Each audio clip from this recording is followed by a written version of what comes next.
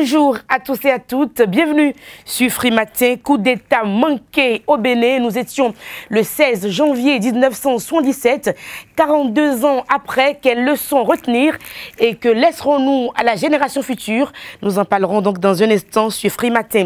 Législative 2019, ça y est, les formalités du quitus fiscal officiellement ouvertes. Nous en parlerons également avec Tatiana, Tadé et Karine. Nous parlerons des vertus de l'oignon et le prénom du jour, c'est bien le prénom Yoruba Ayo que nous allons essayer de décrypter dans un instant sur Free Matin.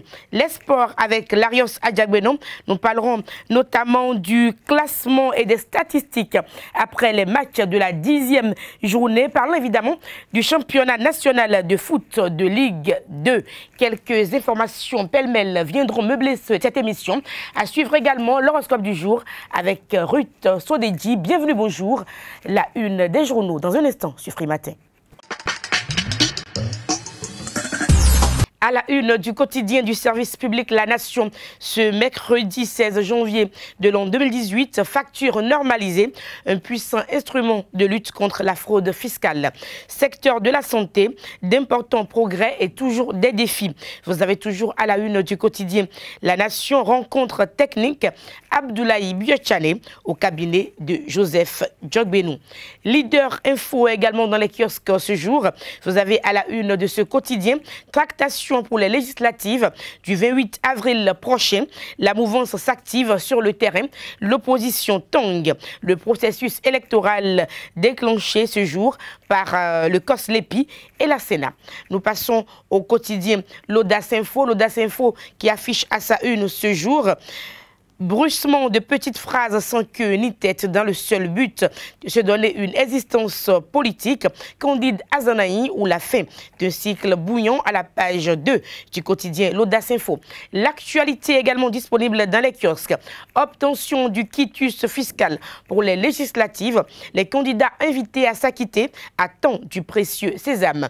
Éviter de chercher des poux sur une calvitie.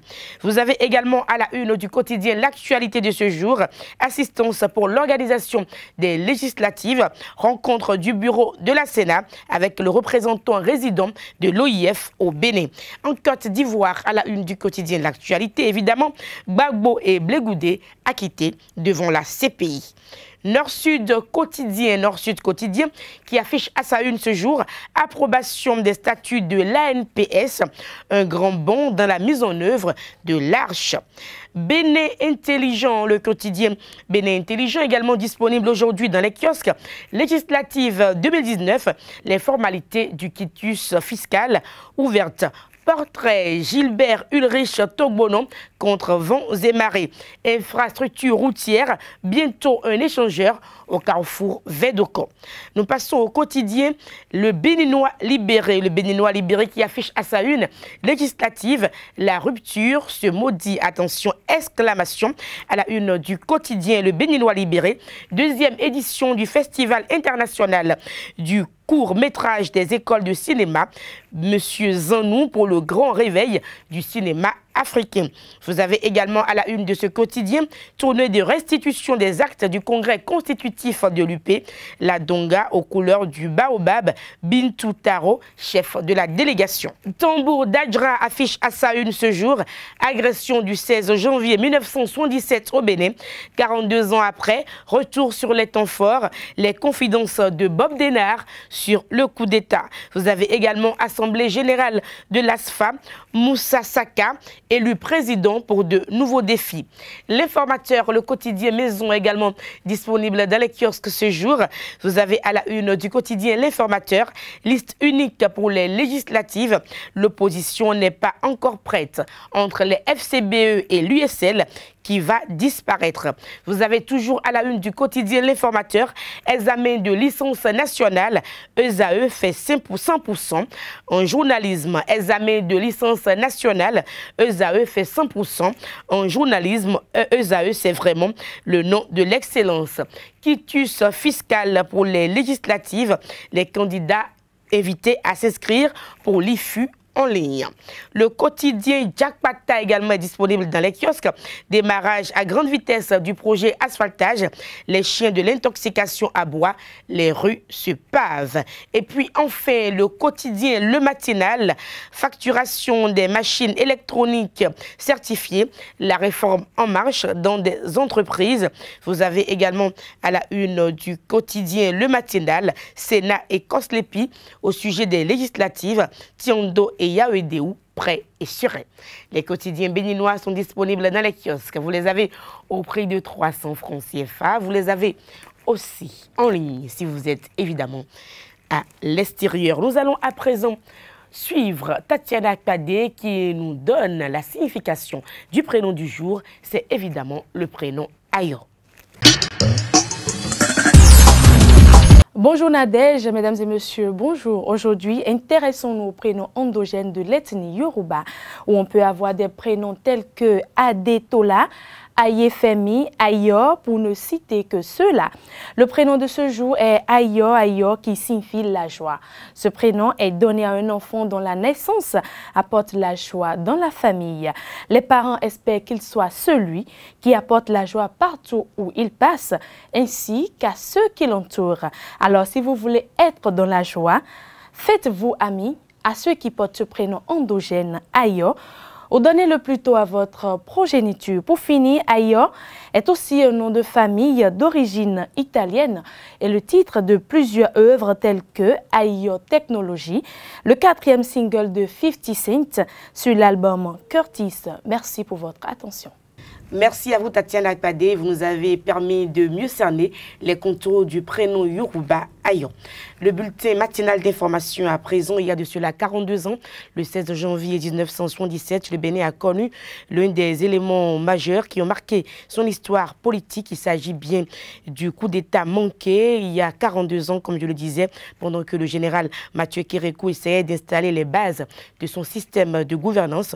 Un coup d'État s'organisait contre lui. C'est ainsi que le 16 janvier 1977, des mercenaires conduits par Bob Denard vont envahir notre pays, le Bénin, dans l'optique de faire partir Mathieu Kérékou par la force. Ce dernier ne s'est pas du tout laissé faire. Sa réplique a été prompte et à la hauteur de l'attaque pour faire échec à l'opération.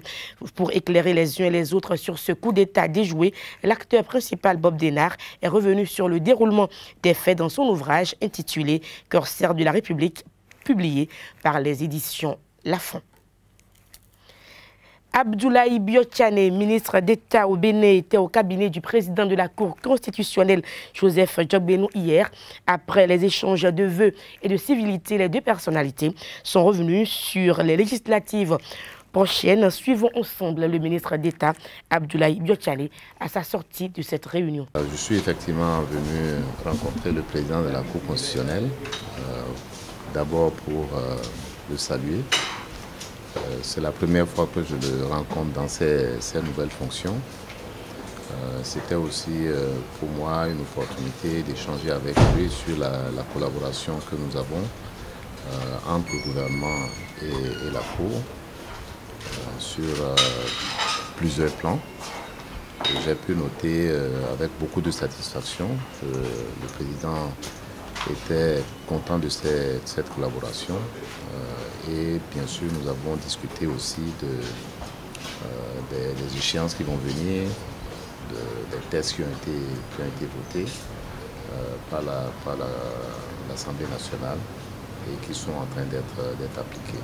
Comme je l'ai dit, la satisfaction de part et d'autre de la qualité de la collaboration que nous avons entre le gouvernement et la Cour sur tous les plans.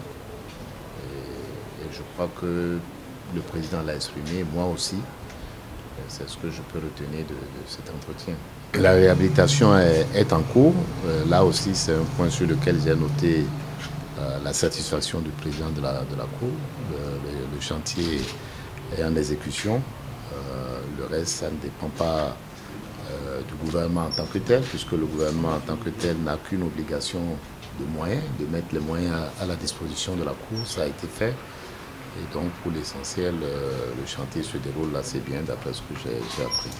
À Rwensori, Agué fait partie des quartiers les plus insalubres de Cotonou. Les riverains de ce quartier se plaignent de leurs conditions de vie liées à la pollution de toutes sortes. Ils lancent un appel aux autorités à divers niveaux, un constat fait par notre équipe de rédaction. Un tour ce lundi 14 janvier 2019 au quartier Awansori Agué et l'on se rend aisément compte de la situation des riverains face aux immondes tas d'ordures de tout genre. Tous déplorent leurs conditions de vie dans ce milieu. Obligé,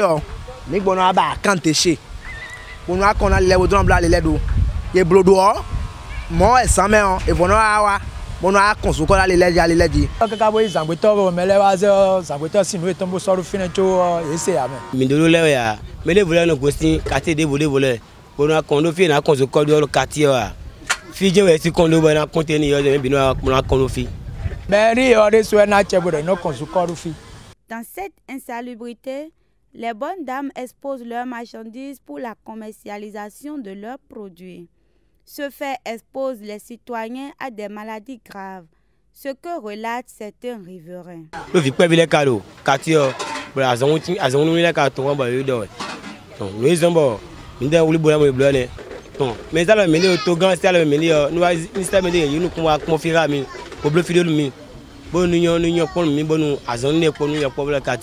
Ça rend nos enfants malades, ça nous dérange, les odeurs, les poussières.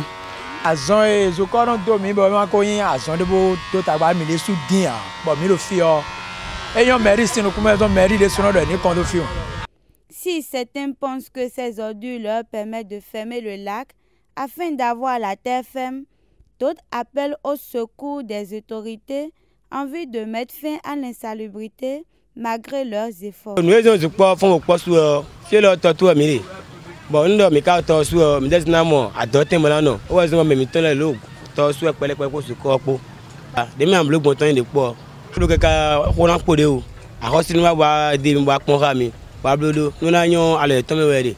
Ce sont ceux qui viennent ramasser les ordures avec les pousse-pousse qui viennent jeter les ordures ici.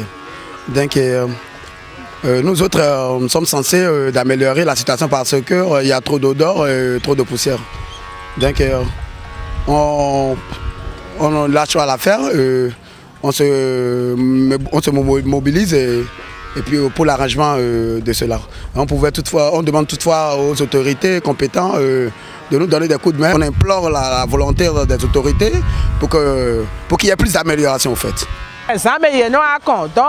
Ni do sécurité là yé ni wa tchofi quoi bon nous mo melo po belo satie kono fini o yé ni zeme o bo dane no ba yen de pe la hoso gone ni e ma mo dia e ku si mi da video e ma do wi de tanu mi do mi da yan hoso wa yé me de no kon le examen o gbadan 17 ans le e we no akonso ko fini don ni e si de me sa lo fi bo e na mo melo po bo wule bo to se na o bon la ko me ton père na vivi accompagna ne ba ne la hoso gone do mi da lo di do be lo ti se me o se ganji ya de no wule me no konsun ko ya do to pa ni wa fi bo a wule do po iton bo to senu ye.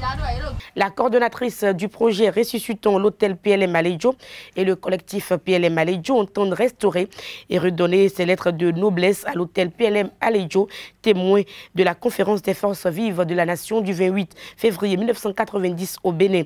En ce début d'année où les vœux sont formulés de part et d'autre, Cécile Ronco, convaincue que l'hôtel PLM Alédio peut renaître de ses cendres, a délivré un message que nous vous invitons à suivre. Cette idée nous est venue à l'occasion d'une séance d'échange sur le contenu même de la Constitution du Bénin, où des jeunes se sont réunis pour s'approprier justement le contenu de la Constitution afin de pouvoir mieux faire la veille citoyenne. Et à l'occasion, nous nous sommes rendus compte que l'hôtel même qui a abrité la conférence, à l'issue de laquelle nous avons pu justement avoir cette constitution est aujourd'hui dans un état totalement délabré et tout le monde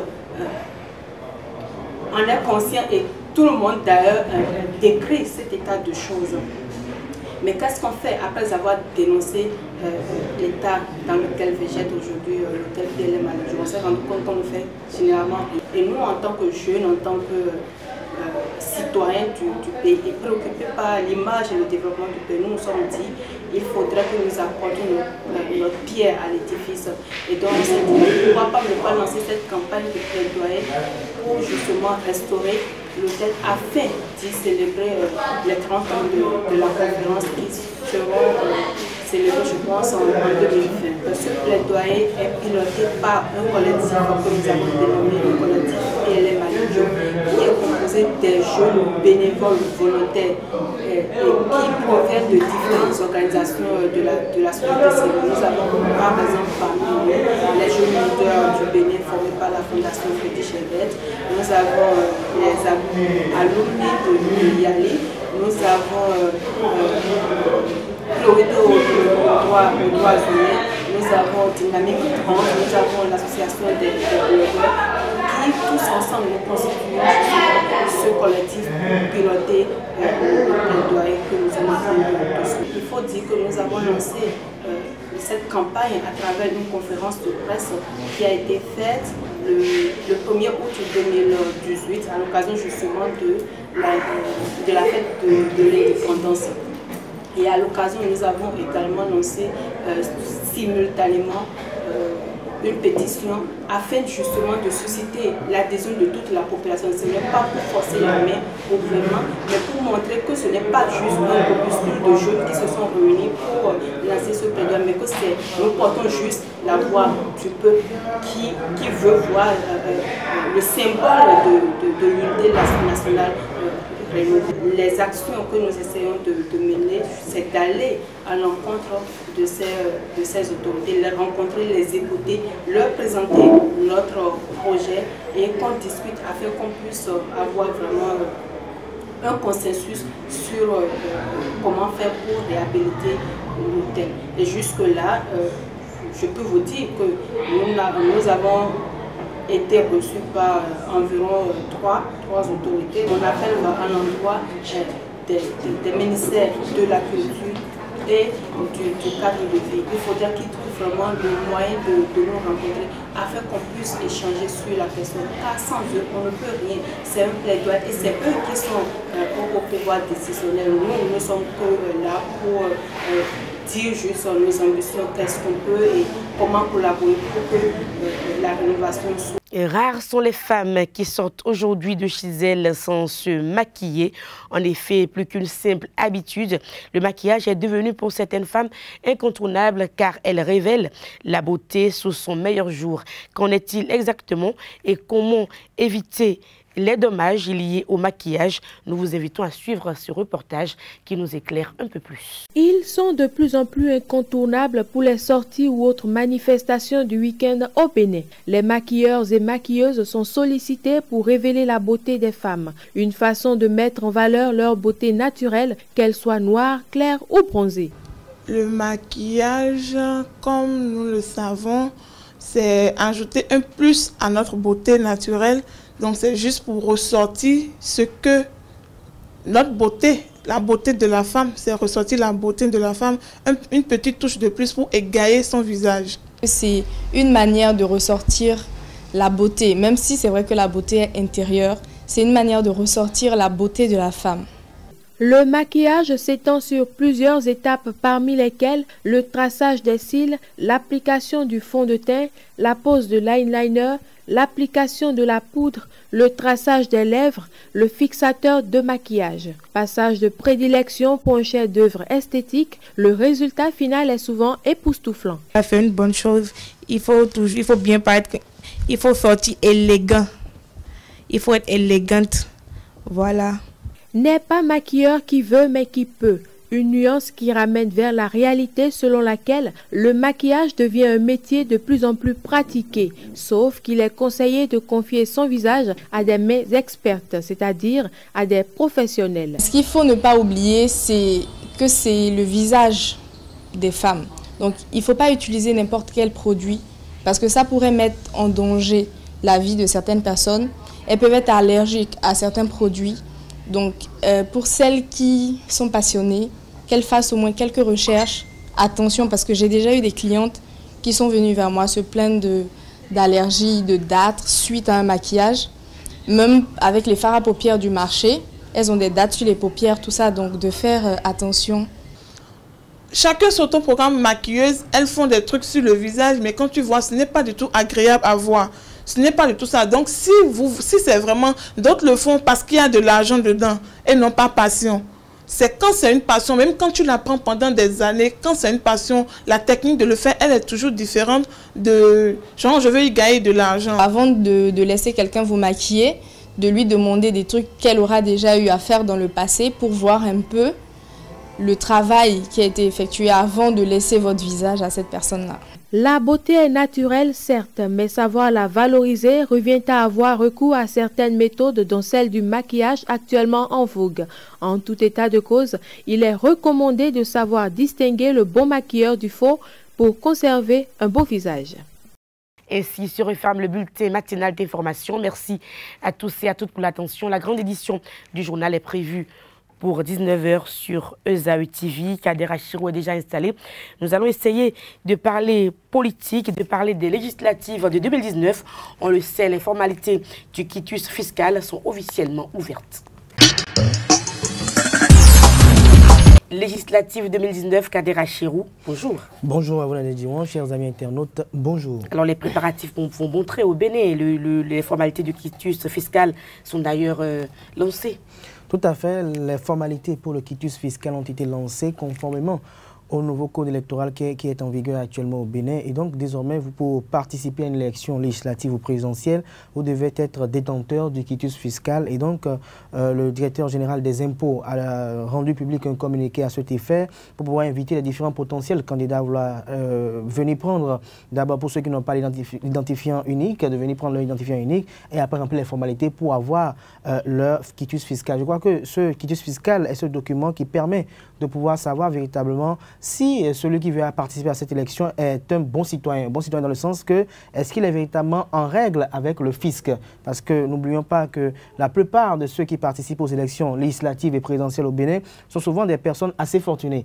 Et pour la plupart, quand on se réfère encore à un moment où les choses ne se faisaient pas de manière commode, il faut noter qu'il y avait la plupart d'entre eux qui n'étaient pas du tout en règle avec le fisc, où on ne payait pas les impôts parce qu'on estimait qu'on faisait partie des privilégiés de la République. Et donc, c'était les petits opérateurs économiques, les opérateurs économiques en miniature qui peut-être avaient besoin que l'État puisse leur revoir un peu les conditions fiscales. C'était eux qui, avec labeur et avec beaucoup de douleur, arrivaient à payer leurs impôts, pendant que d'autres qui avaient assez de moyens et qui, même si on enlevait tout ce qu'ils devaient au fisc, on ne pourrait même pas s'en dire cela par rapport à leur fortune, c'était eux qui ne payaient pas. Donc je crois que cela s'inscrit dans la bonne dynamique de pouvoir prouver aux différentes populations que l'on est un bon citoyen, qu'on est patriote, parce que payer ses impôts, ça relève aussi du patriotisme, et donc il ne doit pas y avoir de problème. Mais il y a toujours une inquiétude. L'inquiétude, c'est qu'il s'agit d'une élection législative et donc une élection politique. Et dans ce cas de figure, le chef de l'État, qu'on le veuille ou non,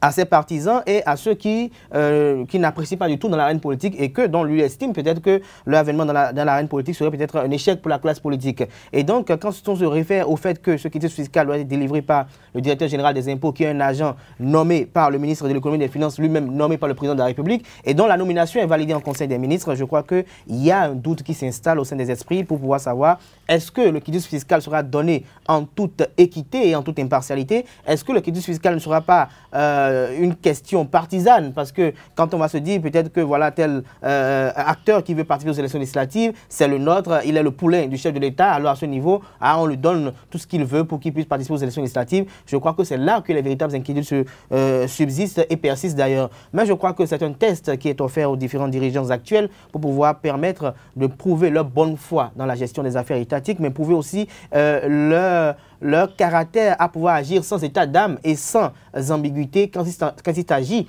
de l'intérêt supérieur de la nation. Je crois que c'est ce à quoi nous devons nous y attendre. Alors, vous revenez du fond du pays. Comment ça se passe là-bas? Les tractations concernant les élections législatives, vous avez vu les populations, elles se portent bien dans le fond du Bénin?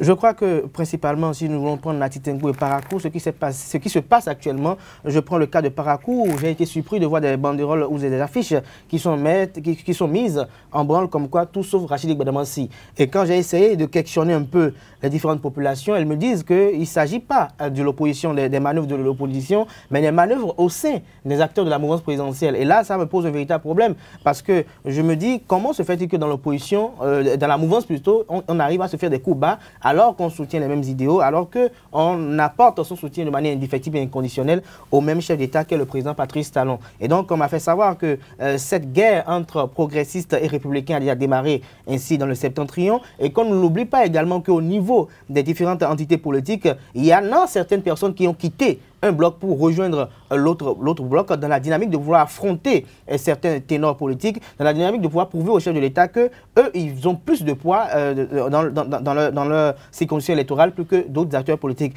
Donc je crois que les élections législatives prochaines seront très intéressantes, mais dans le même temps, ce serait véritablement une guerre fratricide parce que quand on constate que dans le même camp les gens s'attaquent, quand on constate qu'au sein de l'opposition également, la rengaine y est, on a des inquiétudes de savoir est-ce que ce seront des élections qui seront faites ou effectuées dans l'espérance de pouvoir renouveler la 7e législature pour que la 8e législature soit une législature à la hauteur de la taille, ou bien ce serait une guerre de rapport de force dans la finalité peut-être de pouvoir voir le plus réputé, le plus, je dirais, le plus adulé des populations au Parlement sans prendre en compte les réelles aspirations du pauvre, les réelles aspirations du peuple et je dirais au-delà de cela également sans prendre en compte les exigences du moment. Parce qu'il faut noter que la 8e législature doit être une législature qui doit être à la hauteur des attentes des députés qui soient en mesure de pouvoir émettre des critiques constructives sur les différents textes de loi qui seront proposés au niveau de l'Assemblée nationale, des députés qui seront bien étant des soutiens du chef de l'État pourront à un moment donné dire non, ça c'est pas une bonne chose, on devait faire autrement pour pouvoir le faire, mais pas des députés qui dans un activisme seront tout le temps, je dirais, dans un soutien qui serait le grenier de plusieurs inquiétudes, le grenier de plusieurs, je dirais, propos attendant à jeter de l'opprobre sur le gouvernement actuel. Donc je crois que le septentrion, les choses vont bon train. Le maire Charles Tokor s'y active pour pouvoir donner une victoire écrasante pour le bloc républicain en ce qui concerne la commune de Parakou. C'est vrai que au niveau de cette commune, la plupart des populations, certaines, pour ne pas dire une frange de la population, attendent la candidature de Boni Yayi pour pouvoir approuver cela parce qu'elles disent et affirment que c'est sous Boni Yayi que Parakou a connu de grandes infrastructures. Et ça, il faut être aveugle pour ne pas le reconnaître. Mais je crois que ce sera une vraie guerre. Mais il y a des noms, comme je l'ai dit tout à l'heure, que des gens ne veulent plus voir dans l'arène politique béninoise, mais je crois qu'eux aussi, étant des acteurs politiques très futés, vont aussi s'activer pour pouvoir véritablement se retrouver au Parlement parce que, comme l'a dit une population, je dirais, quelques cadres de l'université de Parakou hier, au détour d'une discussion, après les élections législatives, la criette aura beaucoup de clients. Merci à vous, Kader Achirou. Je rappelle que l'heure n'est pas à la division, l'heure est à la réconciliation. Aussi bien du côté de l'opposition, il faut faire bloc, que du côté de la mouvance, il faut faire bloc pour que tout puisse très bien se passer. Vous connaissez l'oignon? Dans ma langue, on appelle ça albassa. Chez vous, comment on appelle l'oignon? Albassa. Albassa aussi, c'est quelle langue? Albassa, c'est en Yoruba. Ayoman aussi. Ayoman, c'est en fond. Voilà, Ayoman aussi, c'est en fond. Et Sabloué en minant. Sabloué en minant. J'aime bien le mot Sabloué. C'est beau. Les vertus de l'oignon. Vous connaissez les vertus de l'oignon? Les vertus de l'oignon, je sais que ça aide de manière considérable à pouvoir donner une bonne santé, mais au-delà de cela également, ça se prend aussi avec du miel pour pouvoir développer les capacités intellectuelles. Ça s'utilise également avec une plante dont le nom m'échappe très rapidement. Ça se pile avec les racines de l'iroko pour pouvoir en faire un savon, pour pouvoir avoir la grâce et la miséricorde divine pour des prières aussi. Ah d'accord, donc l'oignon a beaucoup de vertus. C'est vrai que les enfants n'aiment pas trop consommer l'oignon. Parce que ça donne il faut une mauvaise haleine. les obliger quand même à le faire parce que c'est très bien pour la santé. Et nous allons suivre les vertus de l'oignon à travers ce petit élément. Bonjour Karine. Bonjour Nadège, bonjour chers amis internautes. Nous connaissons tous l'oignon pour ses qualités gustatives, mais savez-vous que ce légume possède également des propriétés curatives pour calmer l'irritation de la toux? En effet, pour la petite astuce, il suffit de préparer un sirop à base d'oignon. coupez en petits dés un oignon frais et pressez-le pour en extraire le jus. Mélangez à ce liquide une cuillère à café de miel et laissez reposer pendant 6 heures. Il est recommandé de consommer une demi-cuillerée de ce mélange 3 fois dans la journée, sur une période maximale de 3 jours. Si les 3 jours écoulés, vous ne constatez aucune amélioration, pensez à consulter votre médecin car le problème pourrait être beaucoup plus profond. Merci pour votre attention. À la prochaine pour un autre numéro de trucs et astuces. Les sports sur Frimatin, championnat du monde de handball masculin 2019. La Tunisie a enchaîné une deuxième victoire consécutive ce mardi après ses débuts ratés. En revanche, le premier choc de la compétition entre la France et l'Allemagne a tenu toutes ses promesses. Bonjour. Bonjour Nadège. La Tunisie, championne d'Afrique en titre, a battu hier l'Arabie Saoudite 24-20. La deuxième victoire des Aigles de Carthage après celle obtenue face au Chili le lundi dernier. Grâce à cette performance, les Tunisiens grimpent à la 3e place qualificative au tour principal dans le groupe C. Demain, ils feront face à l'Autriche, leur plus sérieux concurrent pour la qualification. Et les deux autres représentants africains à cette 26e édition du mondial de handball masculin, l'Égypte et l'Angola, jouent ce jeudi leur 4e match de groupe. Logés tous deux dans le même groupe, le groupe D, les Pharaons vont s'opposer à la Hongrie, alors que les Parancras Negras vont affronter l'Argentine. Pour ce qui est du premier choc de la compétition, comme vous l'annonciez, entre la France, double championne du monde en titre, et l'Allemagne, et l'une des figures de cette compétition, il s'est soldé par un résultat nul de 25 buts partout. Il faut dire que la France a arraché ce résultat nul dans les derniers instants du match. D'autres informations sportives? Oui, nous allons parler du classement de la Ligue 2 du football du Bénin, saison 2018-2019. Le week-end écoulé, c'était la 10e journée de ce championnat de 2e division et c'est Real Sport de Parakou qui caracole en tête avec un total de 25 points et Real est suivi de l'AS Cotonou, 24 points, de Hodio, 23 points, et il faut dire dans la zone rouge, dans les relégables sont l'UNB 15e avec 8 points, Delta 16e avec 8 points et Akanké, bon dernier au classement avec 6 points seulement au compteur. Il faut dire que le week-end prochain, cette Ligue 2 va aborder sa 11e journée avec notamment des chocs, des affiches alléchantes. Nous y reviendrons. Merci à vous, Larios Adjagbenon. C'était donc les informations sportives sur Frimatin. D'autres informations à développer dans la grande édition du journal à partir de 19 h. Nous allons suivre des prévisions astrologiques avec Ruth Sodiji. Amis internautes, bienvenue sur l'espace astrologique de ce mercredi 16 janvier 2019. Pour vous les amis béliers, dans le travail, les circonstances vous demanderont quelques efforts, mais que vous donnera une totale présence d'esprit et une grande souplesse.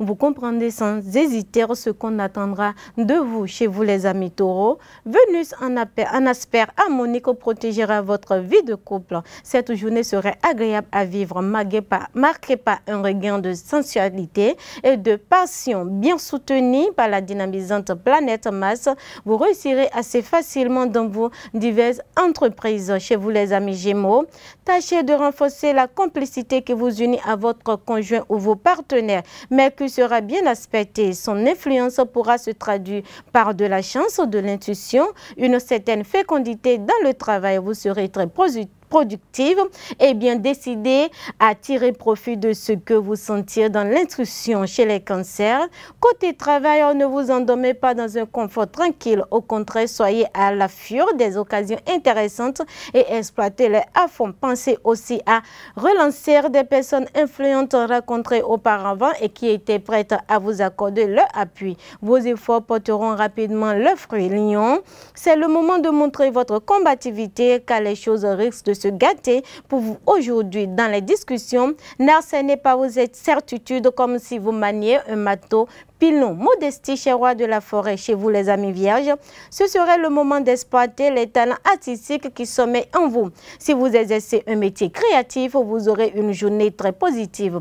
Vos ambitieux projets devaient être acceptés, plébiscités même. Votre travail quotidien vous apportera de nombreuses satisfactions aujourd'hui. Chez vous les amis balance, la planète Saturne accordera de la chance dans le domaine professionnel à tous les natifs qui auront en ces derniers temps fourni assez d'efforts soutenus et méthodiques. Amis Scorpion, avec la présence configurative astrale, vous devrez obtenir une promotion ou un titre honorifique dans le domaine professionnel.